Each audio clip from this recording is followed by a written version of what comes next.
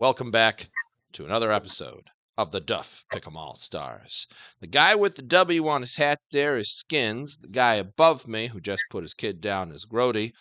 And the guy there who's going to bring you some additional stats beyond what I think I would ever be able to give you is the Commish. Not present as of right now is Mr. Icehouse, who is trying to enjoy some time avoiding falling into a volcano in Hawaii and may join us at some point midway through. We're taking bets to see how much data he actually really has of any interesting stats. I'm willing to.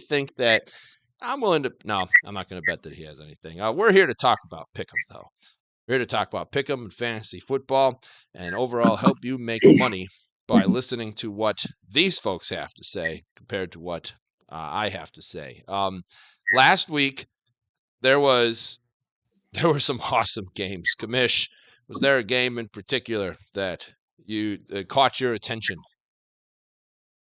I mean, sure. There was plenty of games that, although I didn't really. I watched Green Bay and Chicago because that's what's going to be on locally here. Kansas City Buffalo was a bit of an exciting game. The Chargers Cincinnati was exciting. As far as caught my eye, I suppose just for the thrill factor of watching a team score a lot of points while the other team scores nothing, Detroit over Jacksonville would have been a hell of a game to watch. Yeah, the Lions. I was thinking about it on my drive in this morning about how much the Lions remind me of the 85 Bears in the sense that they are doing above and beyond. Like the Chiefs, great team. Baltimore, great team. Buffalo, great team. They are not in the level of fun that the Lions look like they are winning with. And you're just like, you watch the Chiefs game, it's like, oh, they won. They won by a score. Whereas the Lions just demolished is a really appropriate word for what they did to the Jaguars. Like, oh my God. Yeah, that was a thing. Groady, what about you? Any game catch your eye? I did watch a little bit of the Lions and Jack game. I was flipping back between that and the Bears game, but honestly, yeah, I think actually the game that I really loved was definitely the Buffalo Kansas City game, and then watching the Chargers and Bengals. I mean, the Bengals had some semblance of offensive line. They probably win that game. And then if Burrow had seen Chase wide open in that game, they would have probably won as well because he had him on a play that he completed the pass for a first down, but he had Chase just wide open and he missed it. But yeah, those were the two fun games, and I think especially because I'm a big person where I don't like the idea that people say the NFL is scripted. But when I watched the Kansas City game, they did not even take a look at the play that led to the fourth down where it should have been 4th and 14, and they didn't recall that play, and then they ended up calling the holding call, which kind of redeemed it. But I immediately shouted out, and like Kendra was laughing at me because I immediately shouted out and I said, if they convert this easy fourth down now because of the catch that wasn't a catch, I go, the NFL is fucking rigged. Yeah. For sure. You can't help but kind of think that with the Chiefs. Like, you really just can't. No, I can. It's easy enough to understand it's not scripted. Yeah. It's not scripted, but you can definitely see how referees have a bias. Yeah. Or bias and not wanting to rock the boat per se. The funny part to me is if the NFL was really scripted, the Chiefs would not be winning the games the way they are, which is by a score, like JV said, winning these games not very easily, and they're actually doing it with defense. It's one of the reasons why they're only winning by a score, because for some reason their offense is just a mess for some reason. I don't know why. Yeah. That game was exciting, especially for the way that Buffalo won the game with that Josh Allen run. I was so excited to watch him do that. So yeah, that was way to go, Buffalo. That was a great win. That's one for the ages that will get put on replays for forever for this. Skinnnns, your Commanders, was that a game? Was that fun? It was a game for a minute, but the whole time I was telling myself, especially when we went to halftime with only a 7-3 lead, I thought I've seen this too many times before. If it was the Panthers or whoever Skinnnns could have held it, but I'm like, nope, they're just going to break out. And then they teased me for the third quarter. I think there was only another 10 points at most scored in the third quarter, and it was still close. I think the Commanders were still winning even then, but I thought, no, the breakdown is coming. And sure enough, I told myself at halftime and even third quarter, I said, if I was a betting man and I wasn't a Commanders fan, I would be putting a bunch of money on Philly right now. Yeah. And I would be richer if I was like that, but it was unbelievable. I'd be richer if I did a lot of bets too. You're the Washington, it was the Washington rush defense. I mean, Hurts for 4 yards per carry, Barkley for 6 yards per carry, Gainwell for something like 10 yards per carry. And it's like, are they planning on stopping him anytime soon? Maybe you need to triple team the running back, whatever he is. They don't. Yeah. Even if you're behind on Washington, you can still rush the ball against them. So. Yeah, the Eagles have been a pretty sneaky second half team. Like their first half of games have been very mediocre. And then like the second half, they just come out and it's like they're a different team. Yeah. Yeah, that's like the opposite of how they were 2 years ago when they would more or less it would be competitive the first half, or they would go out to the lead, or they would jump out to a big lead. And then you could count on them. You could put money on the other team because the spread at that point would be 20 points for them. So you could yes, the Eagles will let them back in a little bit, but they're still going to win the game. The Eagles were. You would want to bet the Eagles spread first half 2 years ago, and you were cashing 9 out of 10. Yeah. Not only that, but Stan, I'm also shocked you're I know Joe's going to say this in his breakdown, but I'm shocked you're the only one who had faith in Chicago to cover. Yeah, right? Holy crap. What a... Well, you have to remember, it's not that he had faith, it's that it was opposite week. Right. I did an opposite week last week. My computer did shit on me last week, so hopefully it doesn't That was probably the funniest thing, because I, again, started off not great, because, again, instead of doing opposite, you did what you normally do for Washington. And then, I mean, granted, opposite did help you in the sense that, like, low points is what you lost, because you had 5 in a row near the end there and got, 4 double-digit wins. That was good. Yeah. Pulling you out of the basement and out of where JV lives. Yeah, I live. I didn't have much rhyme or reason for how I pointed them, though. Right. I didn't normally if I would have been like, 13 on the Packers, I didn't do my 13 on the Bears instead. So I didn't have a lot of rhyme or reason to it because I was kind of winging it. So a little bit of luck, a little bit of mediocrity, and it looks like I finished with my opposite day right about where I do with my non-opposite days. So, I myself, Dallas, I will never pick you again for the rest of this season. Like, I don't know how you could have picked them in the first place. Oh God! Well, it was opposite day. I was going to pick Houston like a smart. I'm not. You weren't playing opposite day. Stop it. Dallas, fix your roof. Jerry Jones, you look really silly looking up at your roof as it's falling down. The game that I thought that was great, even though it wasn't great for Browns fans, it was really great for fantasy football. Was the Browns game? Browns against the Saints. The Saints pulled together and just walloped the Browns. However, did you know that Jameis Winston had 400 yards of passing in that game? You know that? Passed the ball 46 times. I don't think Jameis Winston knows very well how to run a run play. I think he just goes up there and it's just like, I'm going to chuck the ball all the way downfield, just see what happens. And that makes it really kind of funny to watch. I wouldn't bet on the Browns at all any major money with this. Their team is struggling greatly, but Winston, it will at least make it more entertaining than the last quarterback that is sitting on the bench right now. But yeah, let's talk a little bit about what happened last week and just how bad some of us, mainly me, did. Commish, what happened last week? Eric led the week with 82 points, followed by myself and Boss with 75, Tommy with 64, Stan with 61, Kevin with 54, and you with 40. But yeah, your Buffalo and LA picks sort of saved you. Otherwise, you'd have been sitting at 16 points. Yeah. I mean, Stan, with his opposite day, was the only one that got Chicago right. Everybody else had Green Bay. Sadly, Stan's opposite day screwed him out of 3 points, as he could have gotten Detroit. Instead, he went with you in Jacksonville. Again, not a true opposite day, since you still bet on the team you always bet on. You chose not to pick, either Las Vegas or Miami, so we'll never know if you would have joined Eric as the only one or two people that got Miami right. Abstain. You and Stan also were the only two that selected Cleveland, and that was wrong. Opposite day screwed Stan out of a point, guessing the Jets, as Indianapolis everyone else had. Kevin and you were the only two that had Atlanta, Denver was the correct pick.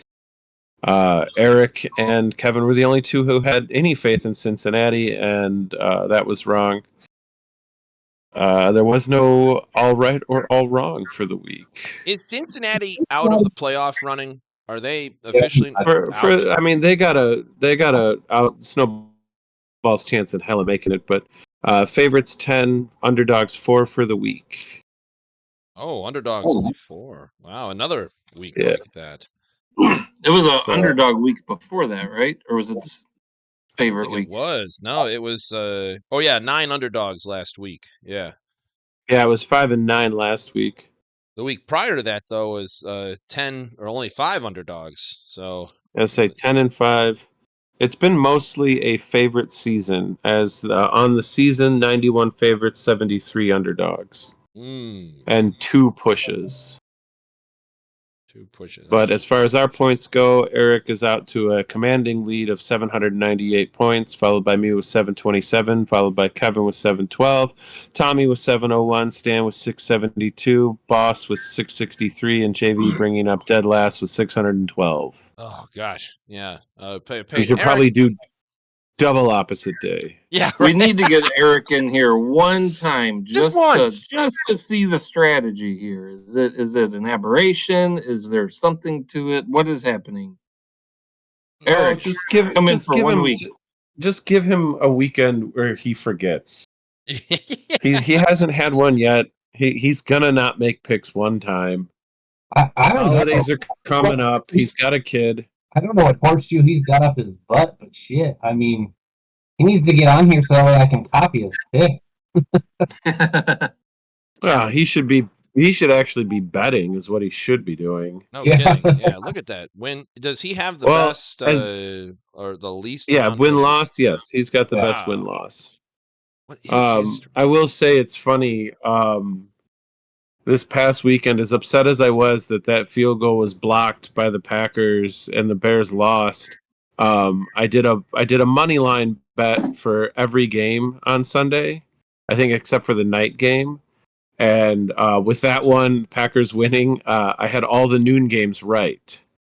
And so the afternoon game started, and I had a cash out option. It was $1 I bet, right, on all of them. If I got them all right, it would have netted me $260. The afternoon games had started, and you could kind of see Denver was pulling away. It was back and forth between San Francisco, Seattle, and Kansas City, Buffalo. So they gave me an option of cash out for 55, and I was like, you know what, I'll take it, because I had Kansas City and I had San Francisco, and I would have lost it. So I took $55. I said, all right. Heck yeah, 55 on $1. Yeah, but I've been doing that the last, I don't know, probably 2 or 3 weekends. I just been betting $1 on either straight money line for a bunch of games or a combination of money line and spread. So as sad as I was that the Bears lost, I'm like, well, that got me $55, so I'll take it. Eric does definitely have a strategy around with the Bears. It seems more often than not, Eric picks whatever the Bears game is, he only puts a point on it. So it looks like actually that's very common. It looks like for a lot of his picks is that he is putting 1 point on whatever the Bears game happens to be, and it doesn't look like it's Chicago very often. Eric, join us sometime. Script him. Tell us. Give us a hint as to what your strats are. Tell us what is. Just be on the show at some point. But let's raise our glasses up here to the Commish de facto winner. Way to go, Commish. Awesome, excellent strategy. You have been very consistent within your strategy, and you're being consistent with your picks. You're talking about, I believe, the Thursday night game, Pittsburgh going over to Brown. Or actually, no, I want to say, because I like the text messages that the Commish gives when I ask him which team he's going to be using here. Heinz 57 visiting the Dog Pound. So, what do you know about this game, Commish? Obviously, division rivals. They've met each other several times in their storied history. But I'm not going to look at their overall. I will say that for Thursday night football, the Pittsburgh Steelers have an overall record of 14-20, whereas the Cleveland Browns are 11-11. Mike Tomlin, in his tenure as head coach of the Steelers, has a 26-7-1 record against the Browns. Russell Wilson has never lost to the Browns, as he's only faced them 3 times, and he's 3-0. Tried to look up what Kevin Stefanski was. It didn't show up, but we figured it out, and he's 4-4 against the Browns, so an even 500. And Jameis Winston, in his 10 years of playing football, has never faced the Pittsburgh Steelers. Oh. So he has a 0-0 record against them. But on the season itself, you're looking at, Pittsburgh only played their first division game against the Ravens and beat them this past weekend. Otherwise, Cleveland in the division is 1-1. On the season, they're mirror opposites of their records, as Pittsburgh is 8-2 and Cleveland is 2-8. The biggest difference, actually, it's kind of funny. The Cleveland Browns on the season have scored exactly as many points as the Pittsburgh Steelers have given up at 162. Steelers are plus 71 in net points, and Cleveland is minus 86. Pittsburgh is 4-1 at home, 4-1 away. Cleveland is 1-4 at home and 1-4 away. Like, the mirror on this is kind of not intense, but it's pretty wild. Let's see. So I don't expect too much out of the Browns. I think the Steelers defense did well enough to contain Lamar Jackson and that running game, as well as their passing attack. On the season, you're looking at Pittsburgh is second in points given up, and Cleveland is second to last in points scored. So, not great. And again, Jameis Winston, if he's having a bad day, which, he didn't have a bad day last weekend. He didn't throw. I don't think he threw an interception. But Pittsburgh is 6th in interception with 11, and Cleveland is only 30. They're 30th with 2. They've picked the ball off twice. So I don't expect this game to go. I know it's Thursday night, and I know stranger things have happened. It's, any given Sunday, right? Even if it is a Thursday, but it's football. I just don't see Pittsburgh slowing down. I see them getting their 9th win of the season, and I see them doing it by more than 3.5. I've got 8 points on the Steelers. 8 points on the Steelers from the Commish. Icehouse is not here, so it goes to Skinnnns. What do you think? Well, one thing to note, I'm just checking, is Alex Highsmith out again? I think he was. Is he going to be available? He's still out as of today. Steelers are fourth in rushing yards against per game. I feel like that's where Nick Chubb, Jerome Ford actually outsnapped Nick Chubb last week too. If Jameis can put it together, and I think they're going to start to gel.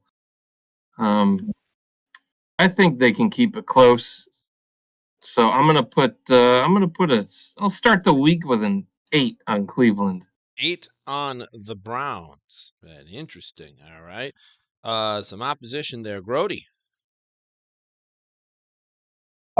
Yeah, initially I was gonna pick Cleveland, but then when Joe had mentioned that Russell Wilson 3-0 against Cleveland Browns, it kind of swayed my pick. And then also the home underdog, Cleveland against the spread is 1-2, and then as an away favorite, Pittsburgh is 2-1. Surprisingly, the best team as the away favorite is actually Cincinnati. They're 3-0. Yeah, so Pittsburgh being the away favorite, they're 2-1, and Cleveland's 1-2 as the home underdog. So I'm gonna put 9 points on Pittsburgh, and like the Commish always says, Russell Wilson, he's still got it. Still got it there. Yeah.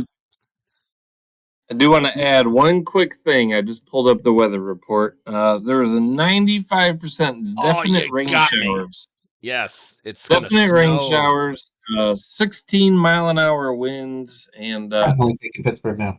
it's looking at it's 37. So that's Pittsburgh football weather, right? Or is that Cleveland Browns weather? It's both all of them. all of the AFC All North of- is in the outdoors. Yes. These guys play in the elements. I was going to mention that, Skin, so I give you a lot of credit for that. Yeah, snow is in the forecast for this game, or at least sludge and rain at the later parts of the hours.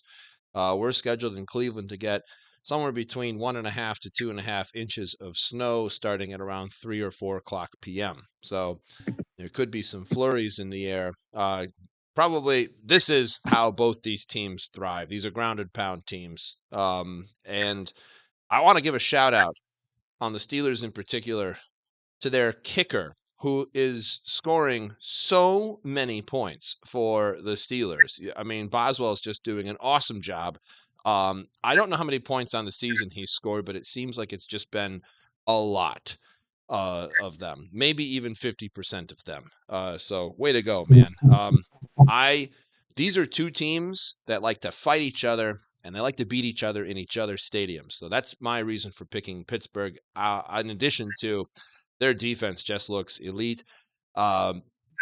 Winston is going to try and chuck the ball, but at the same exact time, this is a defense that's just, I think, going to kind of swallow him up right there. So I'm going to put 7 points on the Pittsburgh Steelers for me. All right, Icehouse still not here. He might be trapped in a volcano. Someone send help to him. Skinns, you're going to be talking. Oh boy, Skinns, it's one of your favorite games. It's the Washington Redskins hosting whatever Jerry Jones is looking to assemble with his team. What do you know about this game? What's one level below Cowgirls? Because they're not even at Cowgirl level at this point. What do you call it? Like a rodeo clown, I guess? So let's start with the Cowboys side of the ball.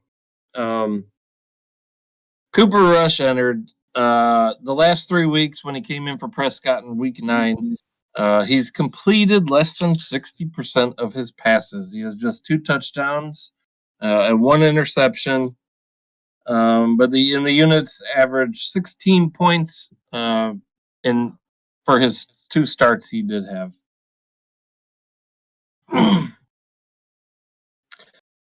He did a lot better last year in 2022. He started, I don't remember how many games, but he had a 60.8 QBR and an 80 passer rating. And then this year he has a 28 QBR and a 68 passer rating, so much lower. The passer rating, like, I know everyone's making fun of Rush. I know he only scored 10 points in the last game. He threw for 350 yards. Like, yes, he can that's sling impressive. it a bit. Maybe not effectively, but he can move the ball a little. That came on one play from Turbin. Yeah.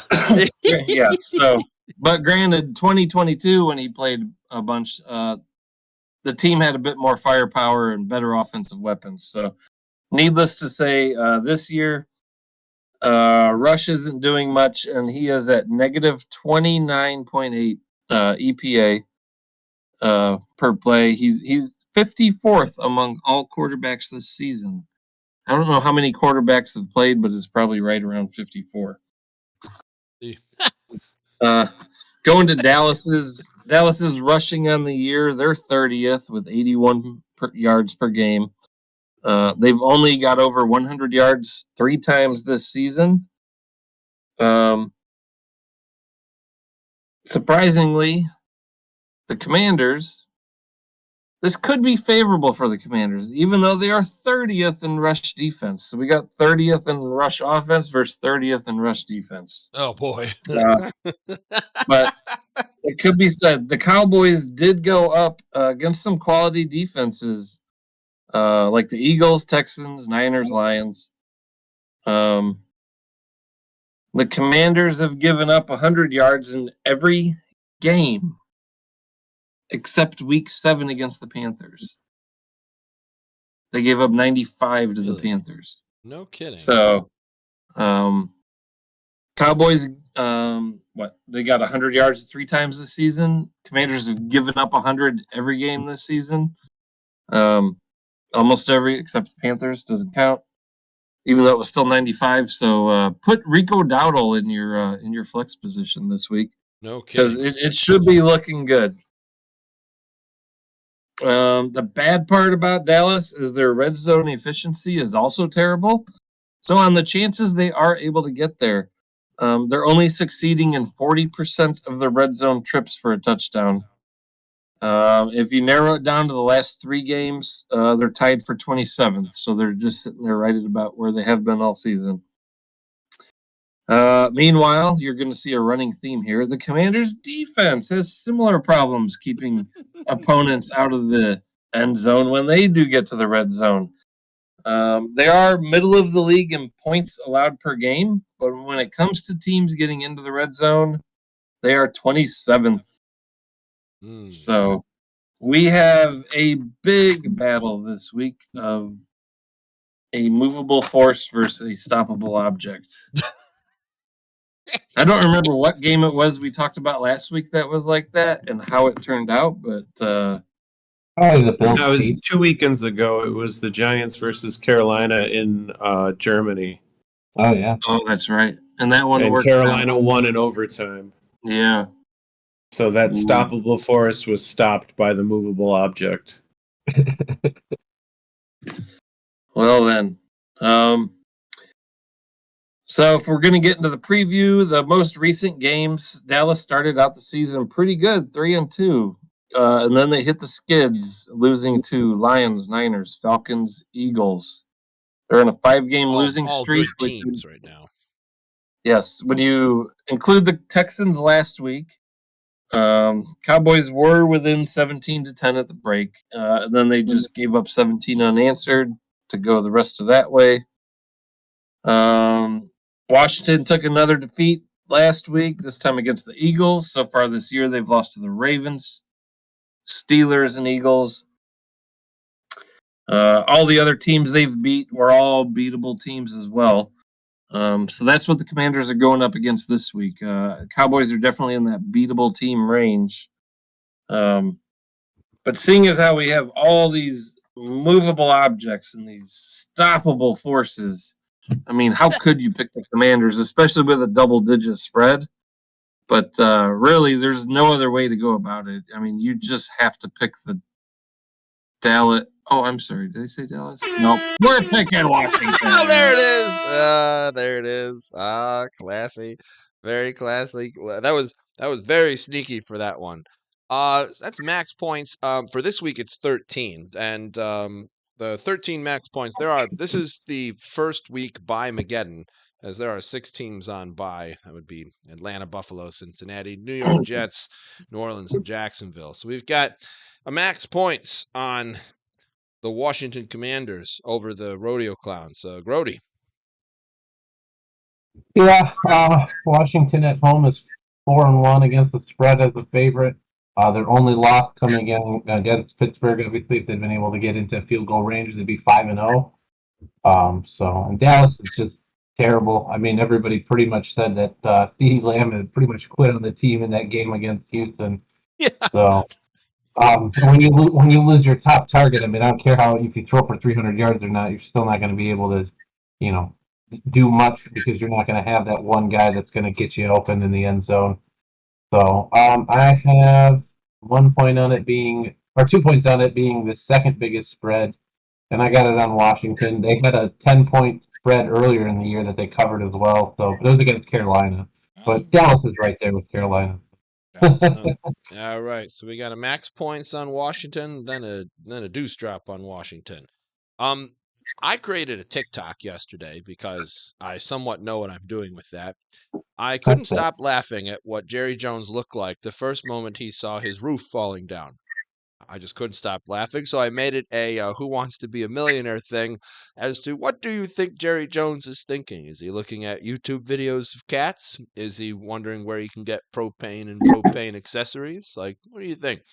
And I wanted to get the word out, so I hashtagged a bunch of things like I really know what I'm doing. And one of the things I hashtagged was Cowboy Fan Nation. And I went to Cowboy Fan Nation just to see, because it has something like 25,000 posts and whatnot, or 25,000 members, something like that. It's really big. And I was shocked at the amount of drama between Mike McCarthy and Jerry Jones. Apparently, Mike McCarthy really wants to put in Trey Lance as a quarterback. And Jerry Jones is saying, no, I am warning you not to do it. This looks like it's rumor, but it is rumor enough to travel onto Yahoo Fantasy Football as the news updates for this game. Jerry Jones isn't ready to see Trey Lance as Dallas QB1, and that he has made that public. So that is not a rumor. That is a fact that there is a fight going on between Mike McCarthy and Jerry Jones. Either way, Dallas, I will never pick you again. You lost your one and only chance. I'm going to go 6 points on the Commanders to beat the very lowly cowgirls or rodeo clowns for that. Commish. Yeah, I got 2 points on Washington. We'll see how it plays out. If there's any changes before Sunday, if let's say Trey Lance gets his shot, I don't know that I'll change it, but I might think about it. I mean, if Trey Lance really does, that's, I think, an improvement on Dallas just because they're so far down. Or it's at least hope. It's just given, they've lost so many damn games, and now they're going up against their division rival. At least it's something to where you give your fans some hope of like, oh, we do have someone else. Can we please use him? I mean, this Cooper is not the answer. Sorry. Yeah, I mean, they traded a pick for the guy, Yeah. You're keeping him on the roster for a reason. I think the only reason why Jerry Jones would be scared of doing it is because he's probably scared that, Trey Lance might actually go out there and perform well, and then he paid Dak all this money for almost no reason. Oh, maybe they're trying to get a pick out of it, or so, like tank the season, get a pick. Oh, if you want to tank, put in Trey Lance. Oh yeah, really? Yeah, I do. I rooted for Trey Lance. He's out of the Missouri Valley Conference, which is where ISU is from. So there's been, from what I found, only 2 notable QBs out of the Missouri Valley: Kurt Warner and Carson Wentz, also from North Dakota State, where Trey Lance came from. The only 2 out of the MVC, unless you still count Easton Stick. I mean, where's he from? Where's the stick? Easton Stick. Oh, he's North Dakota State as well. Oh, see? Give him the stick. Okay, so they had Carson Wentz, and then they went to Easton Stick, and then he went till 18. Trey Lance was probably right about there. 19, 20, 21, yeah. So they did have a good run of QBs coming out of North Dakota State and getting drafted and sticking around. Carson Wentz is the only one who had any reasonable success. Sticking around. I see what you did there. You got Kurt Warner. Not even. You didn't even see it. You didn't even realize but give me. I mean, I meant that. Give me 10 points, Jamie. Give him -5 points. Oh my god. That's awesome. Negative 11 trillion points. Negative 11 trillion. Oh my gosh. I can make it up. At least at stick, the Chargers don't need stick right now because Harbaugh knows how to drive an automatic. Sorry, Groady, you're going to be talking about, oh man, the Minnesota Viking against the Bears. And what do you know about this game, Groady? Obviously, they've met a long time being in the division with each other. Actually, the cool part was that last year the Bears did get a final win on them of a 12-10 win. Obviously, that was after Kirk Cousins tore his Achilles. So, but they're going up against Sam Darnold, who has looked more like the Sam Darnold we saw with the Jets. So that's good for the Bears because it means that they have an opportunity to get some turnovers in the game. Even last week they played really well against the Green Bay team that I thought would have just ran the ball down their throats, and they didn't. The Bears defense actually did continue to do what they had been doing for most part. That was so much. It was so much better of a game than the week prior because it was a game. Yeah, then we let up 20 points again. So I mean, and then again, your rookie QB again puts drives the ball down the field again for a game-winning drive, and then unfortunately, you get a block kick. Unfortunately, obviously, I know a lot of people are complaining about they ran into the center, which you're not supposed to do, which is a penalty, which would have then put the Bears closer for another try, and probably then win the game. But either here nor there, I think actually one of the things that I thought should have happened was after they ran the ball on first down, on second down, you should have just lined up like you were going to run the ball, do a play action pass, and see if you get one-on-one coverage for DJ Moore, and throw the ball deep and see if you can get a touchdown and win the game. Because guess what? If you miss, you stop the clock, you run the ball again on third down, get a couple more yards, and then you call your timeout and then you kick the field goal. Yeah. But it's just more and more on why the Bears are probably not keeping Matt Eberflus. Definitely, Thomas Brown showed the reason why he should have been the offensive coordinator from the beginning of the year. The one great thing that he did last week, and I hope he continues that with against Minnesota, and that would give the Bears a shot at actually winning the game at home. The Bears obviously at home are 4-1 against the spread.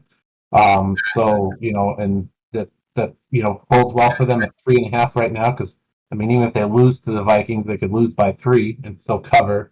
I got 8 points on Chicago, but I think if Thomas Brown can do what he did last week, which what he did was one thing that a lot of people were kind of wondering why Shane Waldron let Caleb Williams get to the line and call multiple plays. Don't the rookie. Call the play in the huddle, get to the line, do your motion to see what the defense is giving you, hike the ball, and go.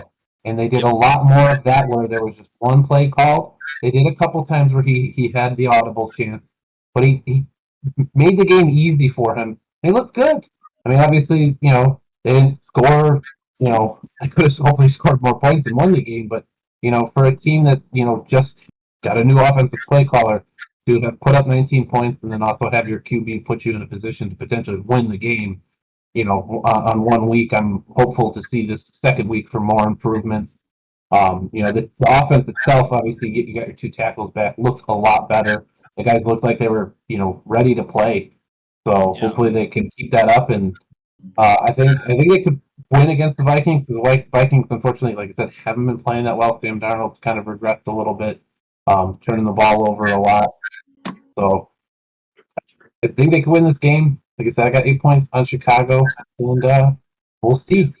8 points on Chicago. I couldn't agree more. I was listening to the game because out here in Cleveland we didn't get it. It was so good to hear Jeff Joniak calling what sounded like plays, having to call a lot of movement on audibles. I could hear frequently, very frequently, that there were Cole Kmet was being sent out for not blocking but for passing attempts. Like he's being sent out. And I forgot the number. It was up really high, something like he was out 82% of the time for pass catching. Like he wasn't being used to block. He was only being used to block 18% of the time. Please use Cole Kmet. That is a very good weapon. Keenan Allen is not out yet.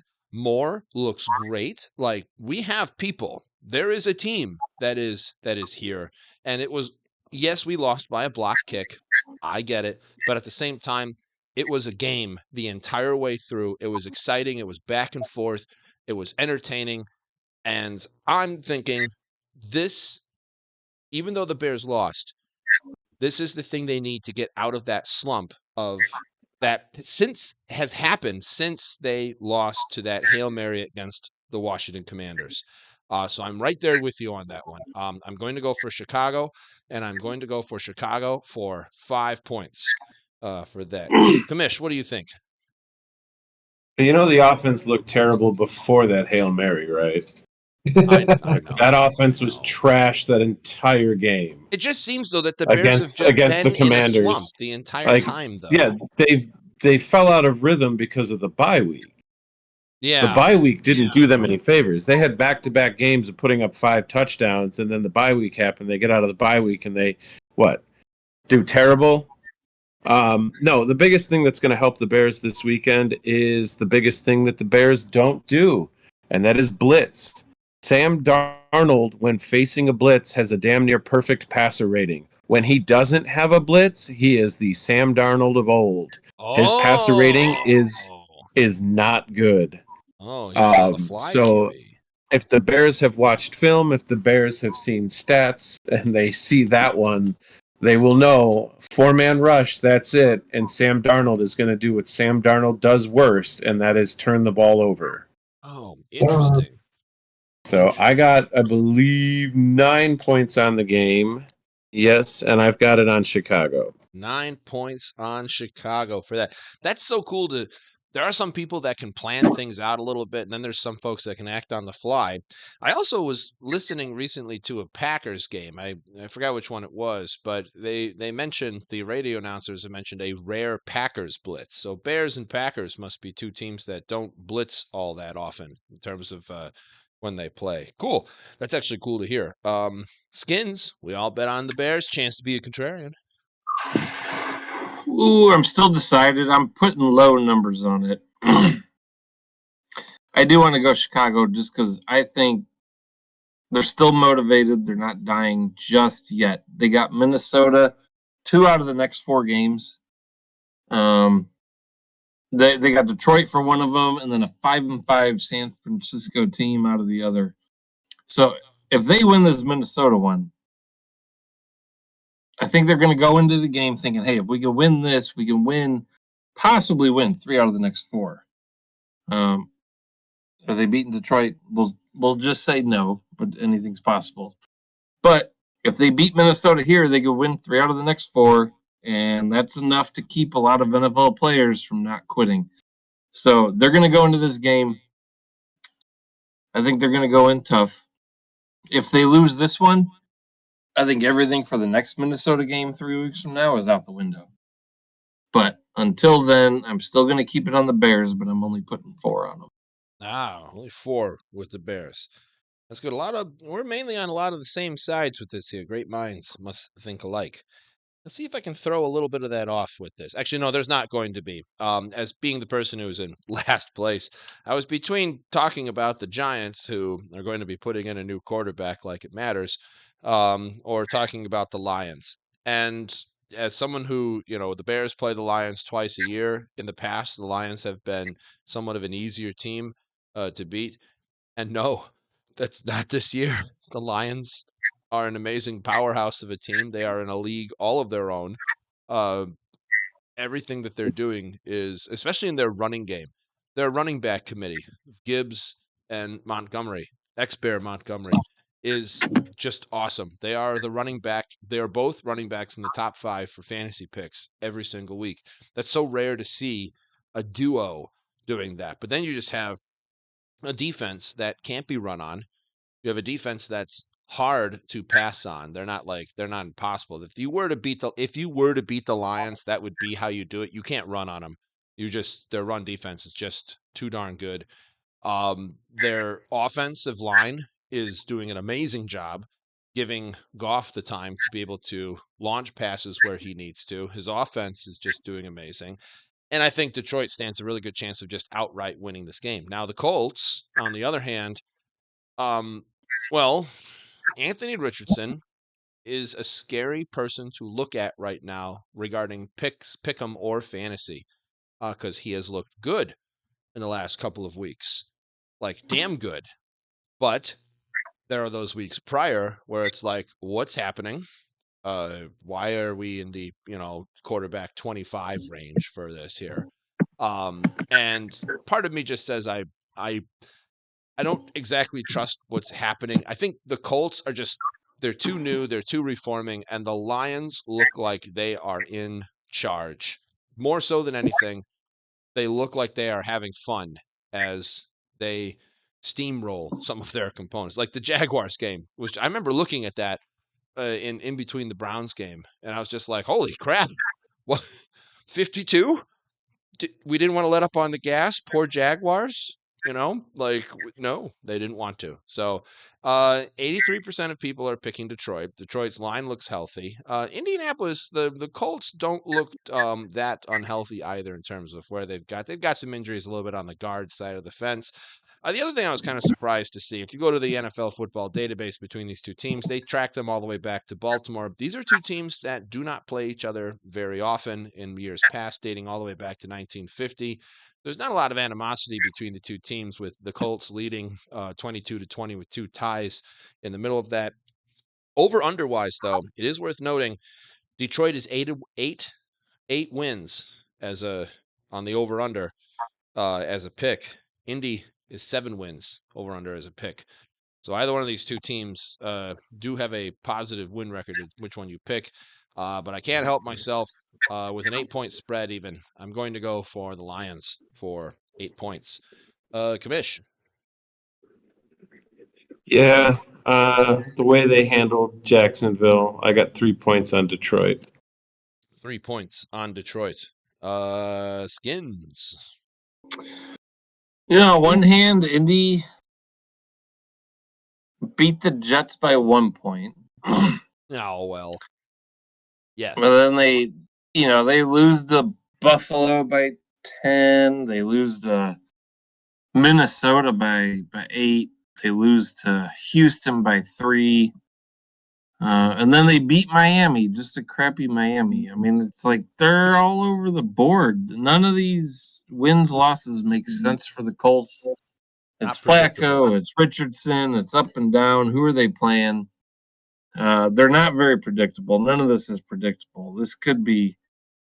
Outside of that, the Lions are just scoring the crap out of the ball, and the only teams that are scoring the crap back against, scoring the crap out of it against them, are the ones that you would expect. So I don't think the Lions, with their defense, despite losing Hutchinson earlier in the year, they lost Anzalone last week, who was probably their second best player on defense. Maybe third compared to, I think Campbell's the other linebacker's name. But,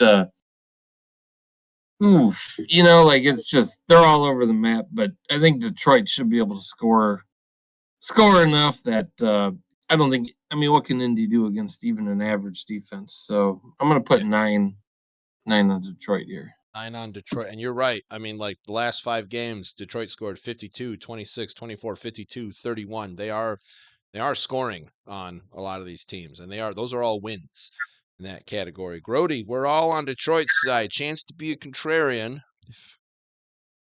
I kind of want to, just because even in the some of their losses that Indianapolis has covered, there's only been obviously 3 games that they lost, but they didn't cover. Those are the only times not covering the spread. Just because of one of the things I know about Detroit, and it was one of the reasons why for the Bears that they had any chance against them, was because they are bad against running QB. And yes. Richardson is a running QB. So I kind of want to pick them, but I don't know, with the like Joe said, with the way that they dismantled the Jacksonville Jaguars. Granted, it was Mac Jones, but still, they've just been on a roll. And I think 8 points is kind of easy for them, especially when you're looking at the tandem of Gibbs and Montgomery, who are nicknamed Sonic and Knuckles, which I absolutely love. Awesome. If you don't know who's who, that's kind of sad. It means you're not watching football. But yeah, I got 4 points. I'm going to put it on Detroit. So 4 points on Detroit. Yeah, and their games coming up after Indy. They've got the Bears, Packers, Buffalo, Bears, San Fran, and Minnesota. Many of those, in my opinion, maybe not Buffalo, maybe not San Fran, but a lot of those other ones are winnable games for them. They could beat Buffalo. You think so? Yeah. Yeah, it'll probably be a high scoring game because Buffalo's defense isn't really that good. So, is it at Buffalo or at Detroit? Do the Bears play the Lions for the Thanksgiving game? Yeah, Yes. Oh no. Oh, that's a morning game, or it's a morning, Yeah. early afternoon game. Hooray! The worst part about that is Kendra's parents are coming up, and her dad's a Cowboys fan, and both the Cowboys and the Bears play on Thanksgiving. I go, great, there's going to be football on in the background. Nobody's really going to care, but there'll be football on because Cowboys suck and the Bears are just kind of there. Yeah. Let's raise our glasses again to the Commish for his excellence in winning de facto winner for last week. Way to go, Commish. And the Commish is going to talk about the Monday night game. Baltimore going out to excuse me. Nope. To read his text message correct here because they make me laugh. He's got the Edgar Allan Poe visiting the formerly known as the San Diego Superchargers. Which that's just great. What do you know about this game, Commish? Well, let's see. You've got one Harbaugh going to face off against another, which oddly enough, it's only the third time that they will face each other. Oh. And would you care to guess which Harbaugh has won both games? Oh, that would have to be Jim. Jim is okay. Wait, no, hang on. Jim is on the Nope. Chargers. No? Yes, Jim is the Chargers, and John Harbaugh has beat his younger brother twice. He is 2-0 against him. Lamar, oddly enough, though, or not oddly enough, I shouldn't say that. Lamar Jackson is 3-0 in his career against the Chargers. Justin Herbert is 0-2 against the Ravens, albeit he's got 412 yards, 2 touchdowns, and 2 interceptions in those 2 games. Let's see. All time between the 2 teams, they've met a total of 15 times, with the Ravens winning 9 out of those 15. Chargers winning 6. The previous 2 times that they've met, Baltimore has won both games. On Monday Night Football, the Baltimore Ravens hold a 18-13 record. The Los Angeles Chargers have a 26-27 Monday Night Football record. On this short season, the Chargers are actually the best defense as far as giving up points, only averaging 14.5 per game. Baltimore is scoring the second most points per game offensively at 30.4, so that's going to be a unstoppable force meeting a immovable object. Yeah, on Monday night. Should be a very exciting game. As far as where they rank passing yards, which again, Charger Harbaugh doesn't really like to throw the ball, and they're not really going to get much against they should be getting some against the Baltimore Ravens defense, as they again are 32nd in passing yards against per game. Where they tend to do well is they're second against the run, only giving up 77 yards per game. So it should be an interesting night for Mr. J.K. Dobbins. Anything else doesn't really stand out other than, I guess, rushing yards against.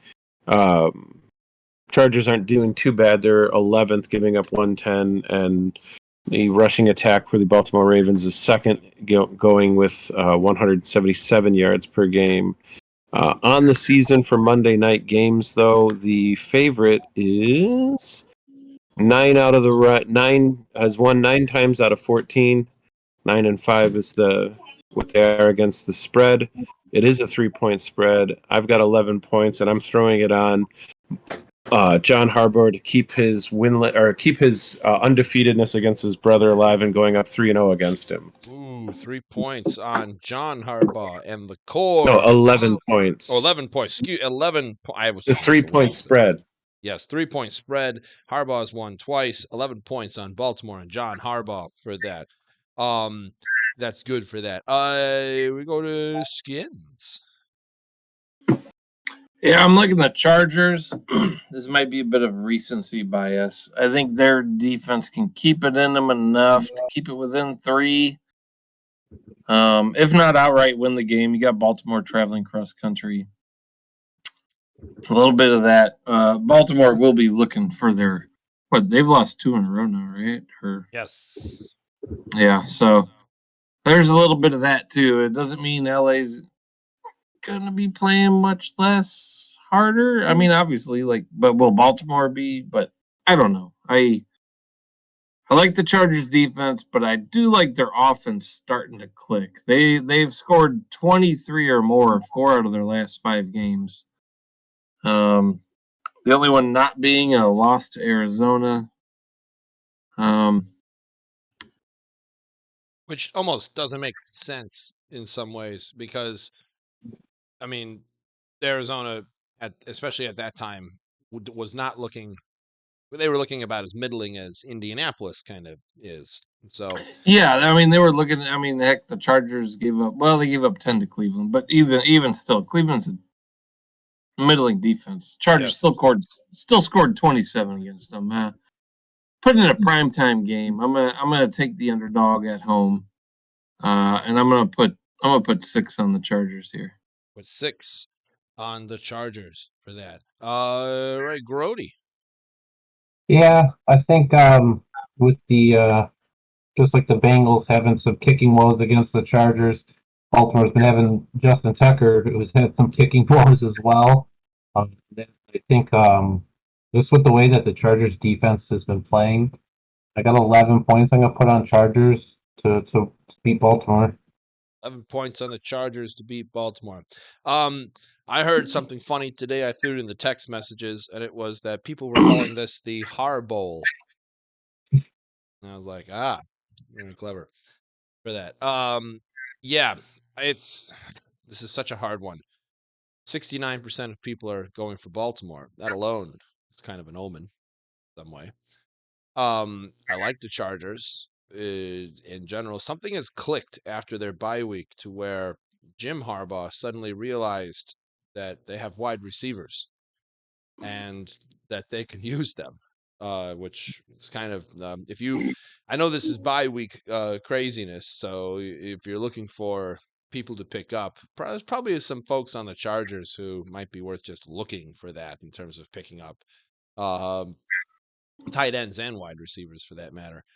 I wouldn't pick up any of the defenses with this.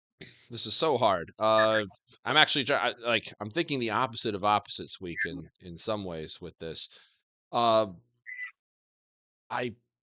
want to pick the Chargers, but there is something about the Baltimore Ravens that they also look like the kind of team that knows how to win games against outstanding defenses like the Chargers. And I will also give the Chargers that credit. Their defense has looked good, but their defenses look good against the Titans, the Browns, the Saints, and the Cardinals. These are not the greatest offenses like in the world. So I'm going to go Baltimore, and I'm going to put max points on Baltimore.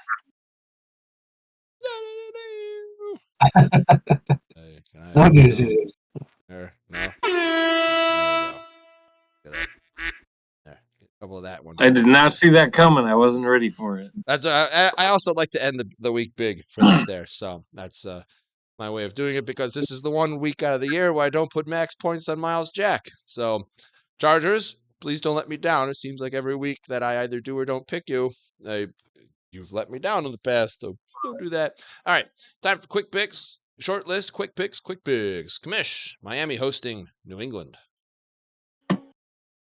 I got 5 points on Miami. 5 points on Miami. Skinnnns. I got 2 on Miami. 2 on Miami. Groady. 2 on Miami. 2 on Miami. I got 5 on Miami. good. That's good. 5 on Miami. I'm going to be a contrarian here.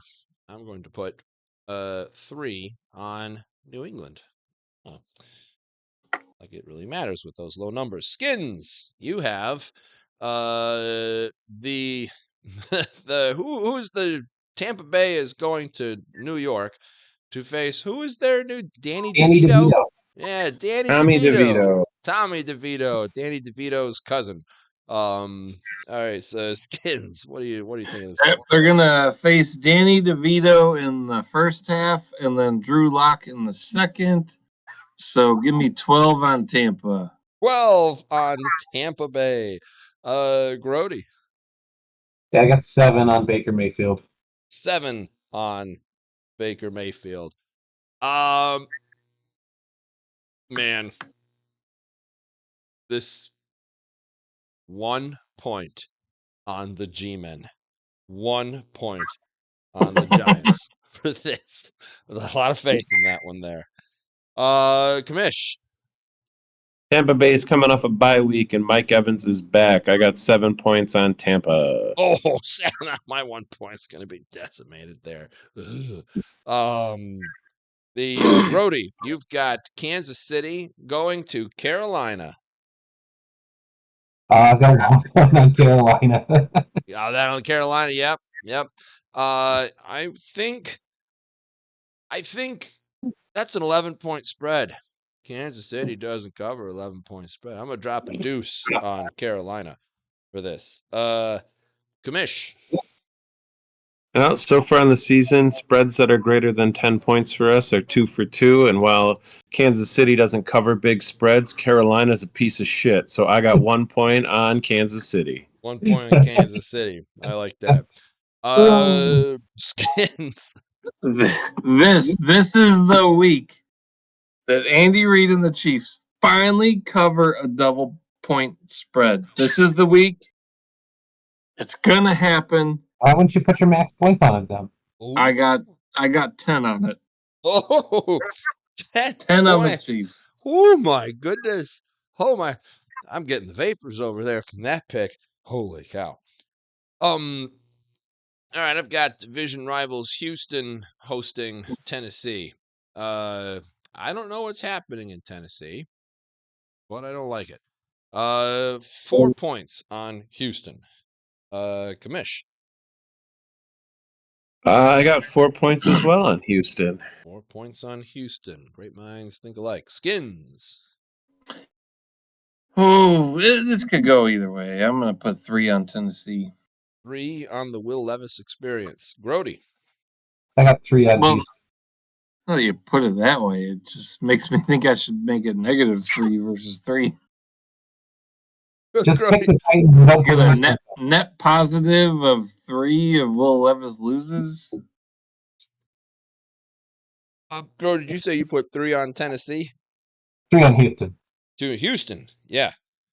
Got it. Back up to Commish. Oh boy, Las Vegas hosting Denver. Denver's been hot, and I'm going to roll with them. I got 6 points on Denver. That defense is going to make Gardner Minshew or whoever the hell's starting for Las Vegas look like a fool. Yeah, it's Gardner Minshew, all right. You're right on that one. All right, so that would be 6 on Denver going to Skinnnns. You know what? I'm going to make one opposite day pick this week. Oh. Because I feel like Denver is the easy pick this week. But I'm going to make this an opposite day. I still feel like I want Denver, but I feel like if there's one game that doesn't happen right, it's going to be the Raiders doing something stupid because Brock Bowers just went ham last week. And I feel like he could do it against Denver. So I'm going to put 5 on the Raiders. 5 on the Raiders. Holy cow. Groady, chance to split. Yeah, I should have picked Denver last week. 6 on Denver. 6 on Denver. I think you're a cheese, Skinnnns. I think you stand alone on that one. I'm going to put 10 on the Broncos. Bo Nix looks hot right now. and as does the defense. As does the duck pond over here. I'm gonna say Bo Nix keeps playing the way he is. He's gonna give Jaden Daniels a run for his money at Offensive Rookie of the Year. Oh, I heard Yeah. that today. Yes, yeah, absolutely. Jaden Daniels needs to step up. Bo Nix just looks awesome. Skinnnns, you have Green Bay hosting the San Francisco 49ers. So San Francisco at the Niners, we got a 45% chance of rain showers, 6 mile an hour winds out of the south. Not too much weather related. These are both outside teams. They know what they're doing. So give me the team getting the points that are getting a lot of their weapons back and ready to go. So I got San Francisco for 11. San Francisco 11. Groady. Yeah, I got 12 points on San Francisco. 12 points on San Francisco. I'm leaning towards Green Bay. I heard on the wire today Brock Purdy did not practice. He has something sore. And though he may play, he may be playing sore. And it's in Lambeau. I don't like always things seem to go the Packers' way in Lambeau more often than it should. So 9 points on Green Bay for me. Commish. Well, if there's 3 things that are certain in life, death, taxes, and San Francisco beating Green Bay. I got 12 points on San Francisco. Yeah. Yeah. I like that sound for that. Yes. Very good stuff. All right. The cheese stands alone, literally, with me. Groady, you have Seattle hosting. Wow.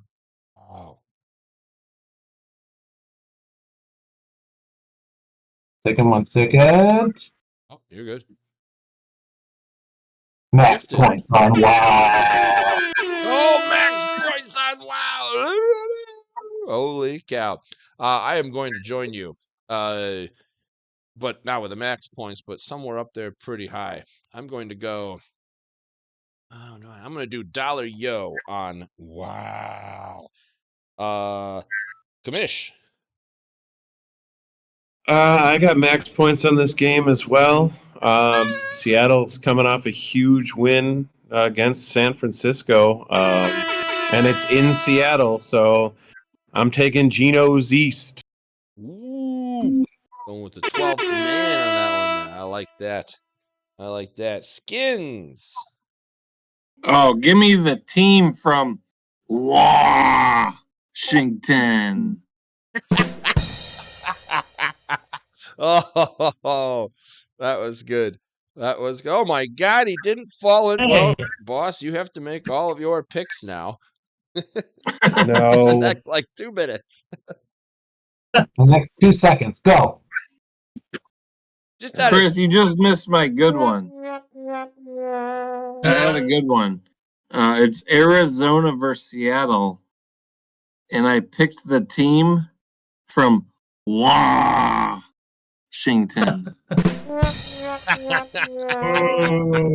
That is. His good one was when he put 2 on Tua. Yeah, two on And Tua. I missed that one. Thank you, Groady. Yeah. So Skinnnns, really quick, what is your pick on? Are you going for wow or are you going for Seattle? Oh no, the team from Washington. I got one on them though. One on that one. All right. Wah. So to settle a bet here, Icehouse, did you actually come with any information about KC Carolina? No, I didn't have any time. Oh, -10. Oh. Told you. Oh. Minus 100 for the season. Oh, geez. I mean, listen, I'm not like, it's not like a huge brag. It's like he's on vacation. Why the fuck would he come with anything? Agreed. Yeah. Like, Agreed. hang on, I'm in Hawaii. Exactly. Let me spend a couple hours at a computer fucking looking up bullshit. Like, no. Yeah. Like, I don't care. Yes. I'll jump on this because we're not doing anything at nighttime. So but, we you know. we were worried you got trapped in a volcano. We are. That was the bigger then- concern. That was That pretty cool. reminded me of the old days. Do you remember the movie Joe versus the Volcano? Oh yeah. Anyone? Oh my Yes. gosh, I haven't thought What was about that that? movie in forever. I know. Tom I don't know Hanks. why. I haven't thought about that thing in 20 years, but then thinking of Chris trapped in a volcano, it just made me think of the movie and how can Chris get out of this volcano? How will he save himself to make it to the podcast in time? I still don't know how he did it, but we are glad you're here, Chris. Thank you for coming. We are, yeah, thank you. Regarding the Kansas City Oh. pick, by the way, Icehouse, Skinnnns has put 10 points on Kansas City to finally get an 11-point spread against Carolina. What are your thoughts on that? Absolutely not. Well, it is Carolina. Jesus. Ugh. Yeah. I'll put 5 on KC, He puts but 5. Carolina is just so fucking bad. Ah, I mean, if Kansas City could ever recover one, this has got to be it. Even they Yeah. can't play down to Carolina. That was my thinking. boss, I Oh don't. well, boss, you're here. I will point this out. You and I had the exact same picks last week. Oh, really? Oh. Yes. Oh, really? Like all of them? Yeah. Not the points weren't the same on That's every crazy. team, but we had the exact same picks. Yeah. But the Wow. points, but the way they spread out were the exact same wrong. So we both ended up with 75 points. Oh my Oh, god. nice. That's funny. That's Like even it. harder to do. Okay. Yeah. Yeah, like, wow, that's fucking crazy. Statistical anomaly. Boss's new strategy, just copy Joe. Yeah, yeah, right. Icehouse. We won't go through all of them, but there's a few that we're curious about. Pittsburgh, Cleveland. The picks are 3 of us went 8, 9, and 7 for Pittsburgh. Skinnnns went 8 on Cleveland. Where do you lie? Pittsburgh's been on a roll, man. I'm gonna take 10 on Pittsburgh. 10 on the Pittsburgh. Skinnnns did the Dallas, Washington. All of us are on Washington. 13. Well, Skinnnns is max points on Washington. Excuse me, Washington. And then there's a 2, a 6, and a 2 all on Washington. Are you picking Washington or Dallas here? 3 on Washington sounds pretty good. We're I don't all really going. know about that. I could see their defense blowing it. Could as well. 10.5. I mean, that's a lot. Yeah. Yeah. Regarding the Minnesota-Chicago game, we all went Chicago. 8 points, 5 points, 9 points, and 4 points. Chance to be a contrarian. I don't like betting against Chicago, but 4 points on Minnesota. 4 points on Minnesota. He is the contrarian for that one. Likewise, chance to be a contrarian. I did Detroit, Indy. We all picked Detroit. 8 points, 3 points, 9 points, and 4 points. Any choices for Detroit or Indy? Jeez. 6 on Indy. 6 on another contrarian move. Interesting. But now you are going to be the dividing split. The Commish chose as his second game Baltimore at Los Angeles Chargers. 2 of us picked 11, and I picked. Commish picked 11, and I picked 13 on Baltimore. Skinnnns and Groady picked 6 and 11 on the Chargers. So you are the split. I got 7 on the Chargers. 7 on the Chargers for that. Holy cow. Holy cow. And then we've got one game left to follow with this. And rather than have me, we're going to start with Icehouse for quick picks. Philadelphia going to the Los Angeles Rams. Icehouse, start us off. I will take 11 on the Rams. 11 on the Rams. Going next to Skinnnns. Yes, I like the Rams, and I like them for 7. I don't like the 3-point spread, which I usually like to put my low ones on, but Love 7. but yeah, we're gonna go with the Rams for 7. 7 on the Rams for that Groady. I got 10 on the Rams. 10 on the Rams. I want to pick Philadelphia because I have a lot of players from their team on my fantasy football team, but that doesn't really matter. You got the whole thing. team on your team. JV, what if JV? I told you there's a 55% chance of rain for this game. Ooh, it is an outdoor stadium technically. But I think that's not. I guess technically it is. I was thinking it's a dome, but I guess technically in a way it could It be. is. JV, It is by the not. way, All right. I was just trying to mess with you. An All open right. air stadium, it has a dome at the sides aren't. The rain isn't going to affect shit. Yeah, I was just trying to mess with you. Carry on. Groady, what were you about to say? I talked to Desmond, and he told me if you trade him your first, second, third, and fourth round pick, he'll give you Saquon so you can have the whole Eagles team. Oh my gosh! You got to give him your first, second, third, and fourth. Somehow my fantasy football team always winds up like this, where I pick like one team and just try to have a bunch of players from that team, making it easy to manage in my brain for this. But I don't think with the rain coming to Los When Angeles. is their bye week? Well, their bye week's in week 6, so that's passed already. So I don't have to worry.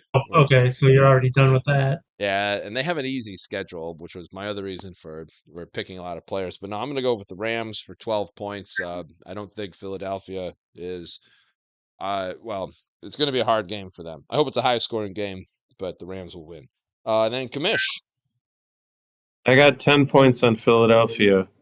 10 points on Philly. Contrarian for that. All right. Well, Sunday night favorites are 7 out of 11 on the season. Oh. I got you there. In fact, they've almost matched exactly the Thursday night. So I think depending on the outcome of the Thursday night game, if Pittsburgh wins and wins by more than 3.5, or I should say 4, I will stick with Philly. If Pittsburgh does not and Cleveland is the right choice, then I might switch to the Rams. Excellent. All right, around the horn scores this week. Got Icehouse getting a couple points there at the end at -7. Groady with 41 points. Skinnnns 45 points. Commish in the lead with 50 points on the week for that. What a guy. Let us know in the comments below if is this entertaining? Did you make it past the first 30 seconds? I mean, next subscriber, I'll buy you another hat. Whoever that, if I can find out who that is. But anyway, yeah, we will see you around next week, folks. See you later. Bye-bye.